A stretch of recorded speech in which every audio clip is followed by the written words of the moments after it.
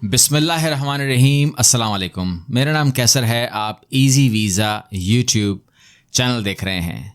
आज हम बात करने जा रहे हैं कि वीज़ा फ्री कंट्रीज़ जो पाकिस्तान के लिए एलिजिबिलिटी बनती है, उसमें कौन से ममालिक ऐसे हैं जो काम के हैं, जिनसे हम फ़ायदा ले सकते हैं।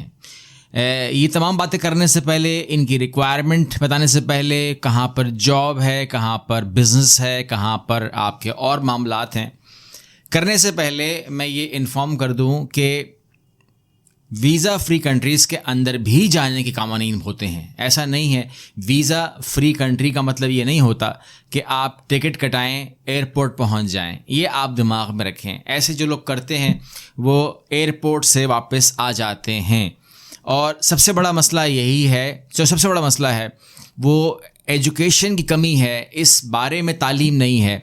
तो इस किस्म की वीडियोस को आप अगर शेयर कर देंगे तो लोगों तक ये बात जाएगी। तो जो भी अगर वीज़ा फ्री कंट्री ख़ुद भी अप्लाई करता है तो कम से कम उसको वो जहमत नहीं होगी, हमारे उस भाई को जहमत नहीं होगी जो इस सिस्टम में अगर वो जाने की कोशिश करता है। तो मेरी ख्वाहिश ये है कि वहाँ तक नॉलेज पहुँच जाए। सबसे पहले मैं आपको इन्फॉर्म कर दूं कि पाकिस्तान के लिए जो मैंने लिस्ट का इंतखाब किया है उसमें मैंने कोशिश की है कि आप सेकंड पासपोर्ट के बारे में आपकी कोई ख्वाहिश पूरी हो जाए, आपका पीआर के लिए कोई बात पूरी हो जाए, आप वर्क के लिए जो सोच रहे हैं वो उनका मामला कुछ ना कुछ बन जाए। इसके साथ ही कोई जॉब के लिए अगर कोई जाना चाहता है तो वो भी कर लें। और ख़ास तौर पे नंबर 1 पे आप टूरिज़म को ही रखिएगा, क्योंकि मेन फोकस मेरा वो भी है कि टूरिज़म के लिए भी आप वो कर सकते हैं। और बाकी मामला है कि किस कंट्री ने कब आपको प्रोसेस यानी कि नॉर्मलाइज़ करना है या क्वारंटाइन का क्या सिस्टम है, वो एक अलग बातें हैं, वो वक्त से बदलती हैं। एक आर्जी चीज़ जो है वो किस तरीके से सेटल डाउन होती है, लेकिन पॉलिसीज़ जो हैं, आज जो फ्रेश बात कर रहे हैं हम लोग इस महीने में, तो उसमें सबसे पहला नाम हमने रखा है मालदीव का। मालदीव जो है वो आपको पाकिस्तान को 1 मंथ का फ्री वीज़ा देती है। फ्री वीज़ा का मतलब ये है कि आपको ना तो वीज़ा अप्लाई करना है, ना डॉक्यूमेंटेशन करनी है, ना कतार बनानी है, ना आप रिफ्यूज़ होंगे। समझ लीजिए आपके पास मालदीव का वीज़ा है, ये समझ के चलिए कि आपके जेब में रखा हुआ है मालदीव का वीज़ा। अब आपने करना क्या है, मालदीव के लिए हो या बाकी कंट्रीज़ के लिए हो, बल्कि वो आखिरी में इकट्ठी बात कर लेते हैं कि आपको क्या डॉक्यूमेंटेशन करनी होती है। तो मालदीव के अंदर आप क्या करेंगे, मालदीव के अंदर सबसे अच्छी बात है कि आप टूरिज़म कर सकते हैं।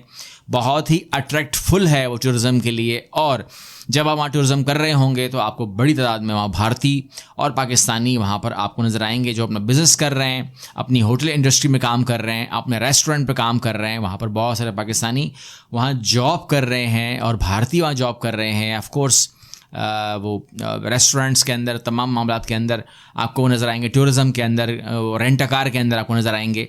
तो इस तरीके से मालदीव के अंदर बहुत अपॉर्चुनिटी है काम की भी। तो काम के लिए, टूरिज़म के लिए, बिज़नेस के लिए का उसका इंतखाब कर सकते हैं। मालदीव का वीज़ा फ्री है, तो पहले आप उसको विज़िट ही करके चेक कर लें कि क्या मुझे वहाँ पर रहना चाहिए, क्या सूट करता है मुझको। अगर सूट करता है तो दैन यू कैन, क्योंकि जहाँ पर भी आपने 2 साल रहना है या 3 साल रहना है या फॉर लाइफ रहना है तो उसको एक बार विज़िट करना चाहिए। अंधेरे में तीर मारने की कोशिश हमें नहीं करनी चाहिए। नंबर 2 पे हम रखते हैं कतर को। कतर बहुत बड़ा नाम है और कतर ने अभी कल दिल भी खुश किया हमारा, अच्छी तकरीर उसकी हुई थी और अच्छे स्टैंड ले रहा है। कतर एक गैरतमंद मुल्क के तौर पर सामने हमारे आया। और ऑफ कोर्स क्योंकि उसके पास पैसे हैं, क्योंकि उसके पास इकॉनमी है, क्योंकि वो बोल सकता है, क्योंकि वो खड़ा रह सकता है, तो इसलिए वो ऐसी बात कर सकता है। तो मतलब कहने का ये हुआ कि अगर आप कतर जाते हैं तो आपको वीज़े की ज़रूरत नहीं है, ऑन अराइवल वीज़ा है। आप जाएं, एयरपोर्ट पे आपको लाजमी वो एंट्री देंगे और लाजमी आपको वहाँ पर ऑन अराइवल वीज़ा जारी कर दिया जाएगा। उसकी फ़ीस भी वो कतर एयरपोर्ट पे ही आपसे लेंगे। बाकी जो रिक्वायरमेंट है आपको मैं वीडियो के आखिरी में इन्फॉर्म कर दूंगा कि क्या चीज़ें होनी चाहिए बहरहाल इन कंट्रीज़ के लिए।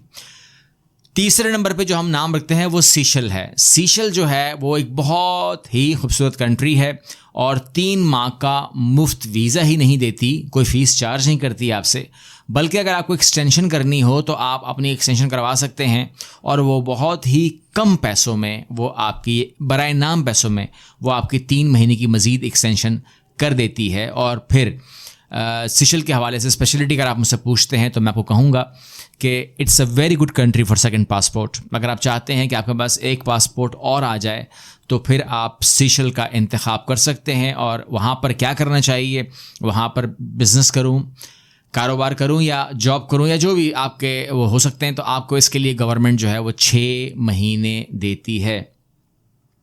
नंबर 4 पे हम रखते हैं टोबैको को। और टोबैको जो है वो सेंट्रल अमेरिका में कैरेबियन कंट्री के तौर पर आप इसको ले सकते हैं, वो है वहाँ पर हिस्सा है। और ये आपको देती है फ्री वीज़ा फॉर 90 डेज़। बहुत ही आउटस्टैंडिंग इसके बीचेस हैं, अगर आप जाएंगे तो आपका दिल बाग बाग हो जाएगा। टूरिज़्म के हवाले से तो आउटस्टैंडिंग है। इसके अलावा जहाँ टूरिज़्म होती है वहाँ कारोबार होता है, वहाँ बिज़नेस होता है, वहाँ पर जॉब्स होती हैं। तो ये कंट्री जो है बिज़नेस के लिए भी अच्छी है, जॉब के लिए भी अच्छी है और ख़ास तौर पे टूरिज़्म के लिए भी आउटस्टैंडिंग है। एक इसकी पड़ोस में एक और कंट्री है, उसको आप 5वें नंबर पर रख लीजिए, डोमिनिका को। डोमिनिका के अंदर भी आपको एंट्री मिल जाती है 3 मंथ्स की, ये भी फ्री है। और 3 मंथ की आपको एक्सटेंशन देते हैं, वो भी फ्री है। तो ये आपको बहुत फ़ायदा देगी टूरिज़्म के लिए, बिज़नेस के लिए, वीज़ा के लिए। डोमिनिका भी एक ऐसी ही कंट्री है। कैप वर्ड आयरलैंड की हम बात करेंगे। जो कैप वर्ड आयरलैंड है ये बहुत ही क्लासिकल है, इसको आप नंबर 6 पर रखिएगा। और ये सबसे प्यारी बात, वीज़े की ज़रूरत नहीं है। आप 90 डेज़ के लिए आप समझ लें कि वीज़ा आपकी जेब में मौजूद है। और ये भी मान लीजिए कि अगर आपको वहाँ पर एक्सटेंड करना पड़े फॉर 3 मंथ्स तो यू कैन एक्सटेंड ऑल्सो, ये आपको अलाउ करते हैं। इसके अलावा आपको अगर मज़ीद रहना हो तो आपको 6 महीने का रेजिडेंट कार्ड मिलता है, वो भी आप हासिल कर सकते हैं। और उसकी भी एक्सटेंशन जो है कवानीन के साथ की जा सकती है।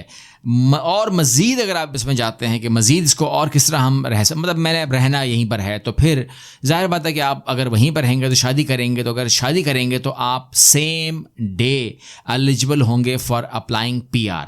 तो आप अपने शादी के डॉक्यूमेंट की बेस के ऊपर वहाँ पर परमानेंट रेजिडेंसी अप्लाई कर सकते हैं। और आपको पता होना चाहिए कि 66 मुल्क जो है, जिसमें हांगकांग वगैरह भी आते हैं, आपको 66 मुल्क जो है वो कैप वर्ड पासपोर्ट के ऊपर आपको ये अलाउ करते हैं कि दुनिया भर में आप जा सकते हैं।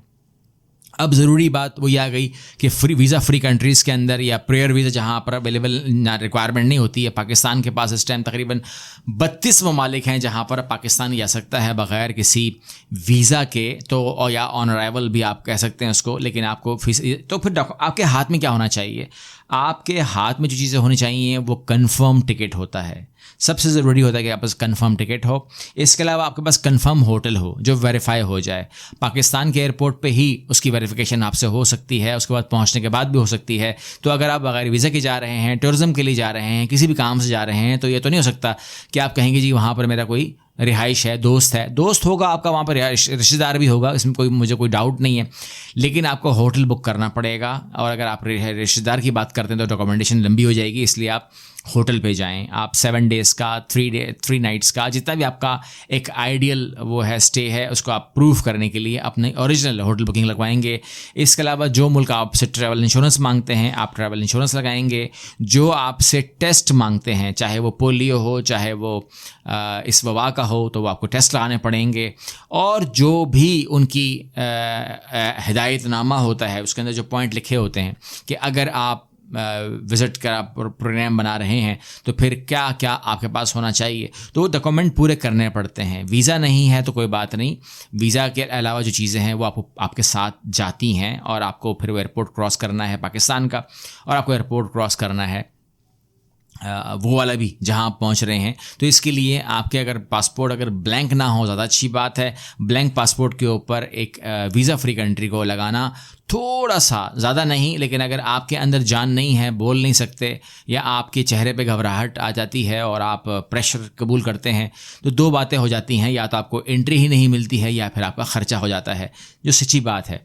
तो वो डिपेंड करता है आपके कॉन्फिडेंस के ऊपर। कॉन्फिडेंस में रहना चाहिए इंसान को। अगर आप गलत आदमी नहीं है, अगर आप गलत काम नहीं कर रहे, तो फिर घबराने की बात क्या है फिर। क्योंकि मैंने अपनी आंखों से एयरपोर्ट के ऊपर लोगों को इस तरह घबराते हुए देखा है जैसे उनके पास कोई क्लाशनकोफ निकल आएगी, कोई कोई असला निकल आएगा। होता उनके पास कुछ भी नहीं है, उनके पास च्युइंगम भी नहीं होती है, लेकिन परेशान वो ज़्यादा होते हैं क्योंकि वो पहली बार फेस कर रहे होते हैं शायद वहाँ पर जो सिक्योरिटी एजेंसीज़ होती हैं, वहाँ पर जो और FIA होती है, जो कुछ भी मामला होते हैं, तो वो पहली बार शायद फेस कर रहे होते हैं।